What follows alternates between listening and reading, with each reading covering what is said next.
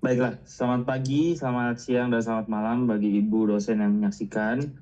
Pada hari ini, kami akan mempresentasikan hasil kerja kelompok kami mengenai mata kuliah Design Thinking, di mana kami akhirnya membuat inovasi berupa aplikasi marketplace limbah.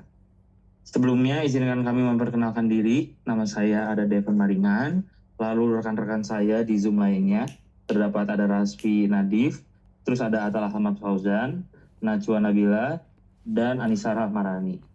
Baiklah, selanjutnya kita akan masuk ke dalam materi. Silakan.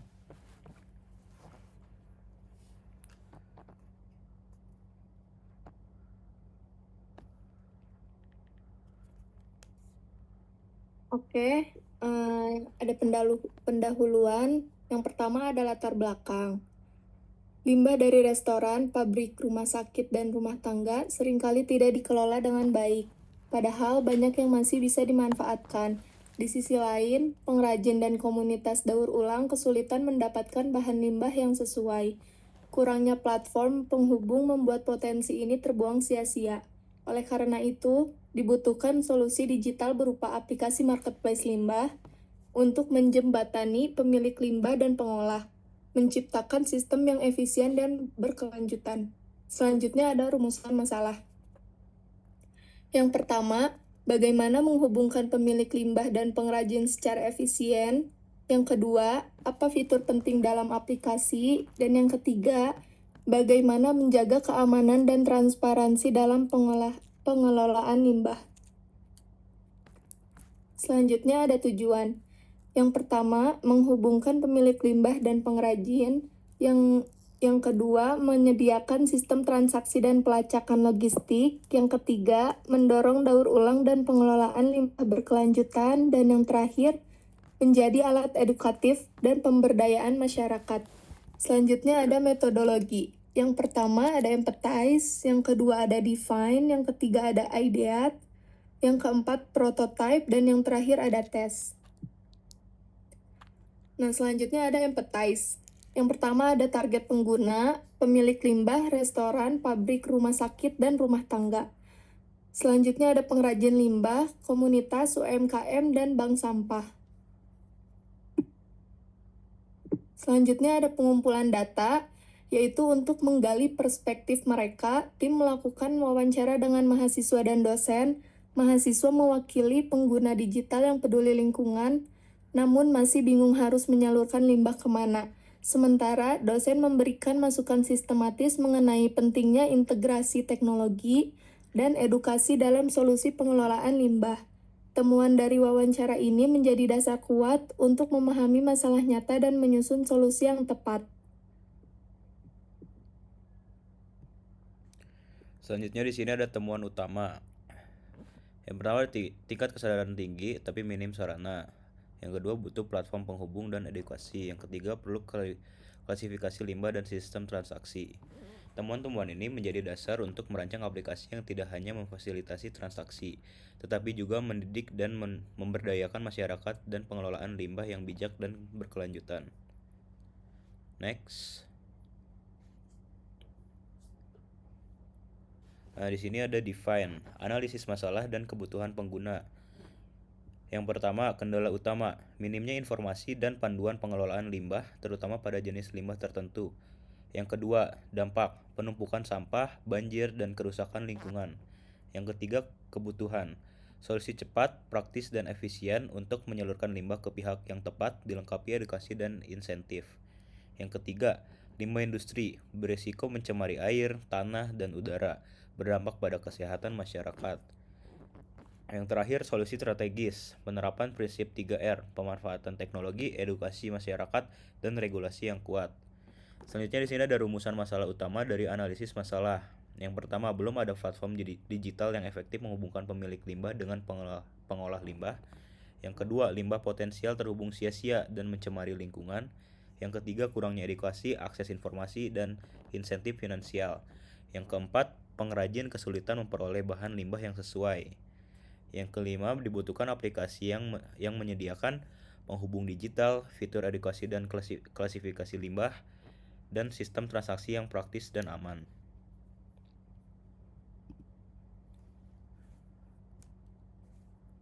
Oke, selanjutnya kita akan membahas tentang idea. Mulai dari brainstorming, gagasan aplikasi marketplace limbah digital muncul sebagai solusi atas belum adanya platform efisien yang menghubungkan pemilik dan pengelola limbah. Berdasarkan riset pengguna, aplikasi ini dirancang untuk memfasilitasi transaksi jual beli limbah antara pemilik seperti restoran, pabrik, dan lain-lain, serta pengrajin daur ulang. Fitur utama meliputi klasifikasi limbah, penjadwalan pengambilan, logistik, serta notifikasi transaksi. Lebih dari sekedar transaksi, aplikasi ini bertujuan untuk mengedukasi tentang pengolahan limbah, menginformasikan nilai ekonominya, dan mendorong ekonomi sirkular yang berkelanjutan.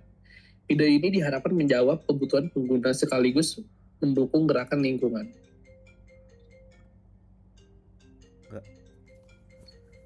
Lalu kita masuk ke tahap seleksi ide terbaik. Setelah eksplorasi ide pengolahan limbah, seleksi dilakukan berdasarkan kesesuaian kebutuhan, dampak sosial lingkungan, kelayakan teknologi, kemudahan implementasi, dan keberlangsungan bisnis.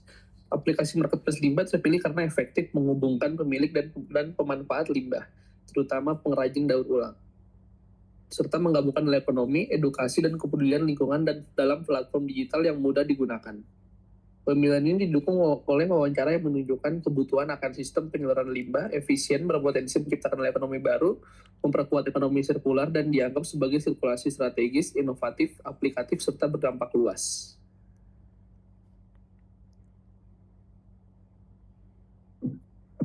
Oke, selanjutnya di sini saya akan menjelaskan tentang fitur utama dari produk yang sudah kita buat, yaitu yang pertama ada katalog limbah digital. Nah, di sini pengguna dapat mengunggah jenis limbah yang mereka miliki ke dalam aplikasi dengan mengisi detail seperti jenis limbah, yaitu ada anorganik, organik, elektronik, medis, dan lain-lain. Nah, jumlah lokasi, kondisi limbah, serta harga atau status donasi. Nah, katalog ini memudahkan pengrajin atau pelaku daur ulang untuk mencari bahan limbah yang sesuai dengan kebutuhan mereka sendiri. Nah, yang kedua itu ada pencarian atau filter cerdas. Nah, di sini pengguna dapat mencari limbah berdasarkan kategori, lokasi terdekat, volume, atau harga. Nah, sistem pencarian yang efisien memungkinkan pengguna untuk menemukan jenis limbah yang mereka butuhkan dengan cepat dan akurat. Yang ketiga, ada sistem transaksi dan pembayaran terintegrasi. Nah, di aplikasi ini menyediakan sistem transaksi yang aman dengan opsi pembayaran melalui dompet digital, transfer bank, atau metode pembayaran lainnya. Nah, transaksi dilakukan secara langsung di dalam aplikasi, memungkinkan pengguna untuk membeli atau menjual limbah secara praktis dan efisien. Nah, yang keempat ada jadwal pengambilan dan pengiriman limbah. Di sini pengguna dapat membuat jadwal pengambilan limbah yang fleksibel melalui aplikasi, memungkinkan pemilik limbah dan pengrajin untuk menyepakati waktu dan tempat pengambilan limbah. Nah, aplikasi memungkinkan pelacakan status pengiriman dengan real time sehingga kedua belah pihak dapat mengetahui perkembangan transaksi.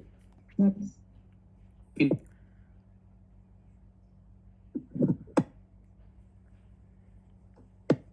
Oke, selanjutnya nomor 5 itu ada fitur edukasi dan panduan. Nah, di sini tersedia konten edukatif berupa artikel, video, dan infografis yang memberikan informasi mengenai cara-cara pengelolaan limbah yang tepat, manfaat daur ulang, dan cara mengoptimalkan nilai ekonomi dari limbah tersebut. Nah, fitur ini bertujuan untuk meningkatkan kesadaran masyarakat mengenai pentingnya pengelolaan limbah yang ramah lingkungan. Yang keenam, sistem insentif dan poin. Nah, di sini pengguna dapat mengumpulkan poin setiap kali mereka terlibat dalam transaksi, menyelesaikan aktivitas edukasi, atau aktif dalam komunitas aplikasi ini. Nah, poin yang terkumpul dapat ditukarkan dengan berbagai insentif seperti potongan harga transaksi, voucher belanja, atau hadiah lainnya.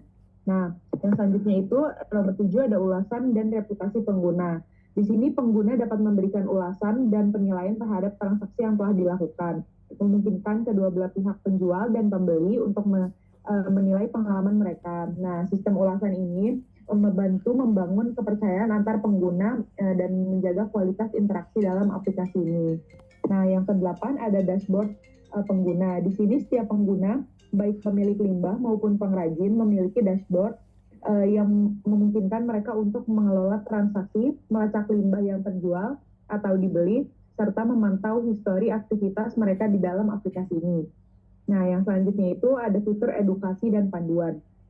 Di sini pengguna mendapat notifikasi mengenai status transaksi mereka, seperti pengambilan limbah yang telah dijadwalkan, status pembayaran, atau informasi penting lainnya. Di sini pemberitahuan juga memberikan informasi terbaru mengenai jenis limbah yang baru tersedia atau peluang transaksi yang relevan. Nah, yang terakhir itu ada penyaringan dan verifikasi pengguna. Aplikasi ini memiliki sistem verifikasi untuk memastikan bahwa pengguna, terutama pengrajin, yang terdaftar adalah pihak yang dapat dipercaya dan memiliki kapasitas untuk mengelola limbah yang aman. Nah, pengguna baru melalui proses verifikasi untuk menjaga kualitas keamanan transaksi. Next. Oke, di sini saya akan menjelaskan tentang prototype. Nah, yang pertama itu ada tujuan membuat prototype kali ini. Yang pertama itu ada memberikan gambaran awal tampilan dan alur aplikasi. Yang kedua, menguji dan memvalidasi ide desain dengan pengguna. Yang ketiga, mengidentifikasi masalah dan kenyamanan pengguna. Yang selanjutnya ada mengumpulkan masukan sebelum pengembangan penuh. Dan yang terakhir, meminimalkan resiko kesalahan desain dan meningkatkan peluang keberhasilan dari aplikasi ini. Nah, selanjutnya itu ada isu atau masalah yang diselesaikan. Di sini ada permasalahan utama yang kita ambil dan kita mencari solusi dari aplikasi marketplace limbah yang kita buat. Yang pertama ini tidak ada platform digital yang menghubungkan pemilik dan pengrajin limbah. Nah, solusi dari kami adalah membuat jembatan digital atau transaksi dan komunikasi. Nah, yang kedua itu ada permasalahan kurangnya informasi dan edukasi pengelolaan limbah. Nah, solusi dari kami yaitu membuat fitur edukasi berupa artikel, video, dan infografis. Selanjutnya itu ada permasalahan proses distribusi limbah yang masih manual dan lokal.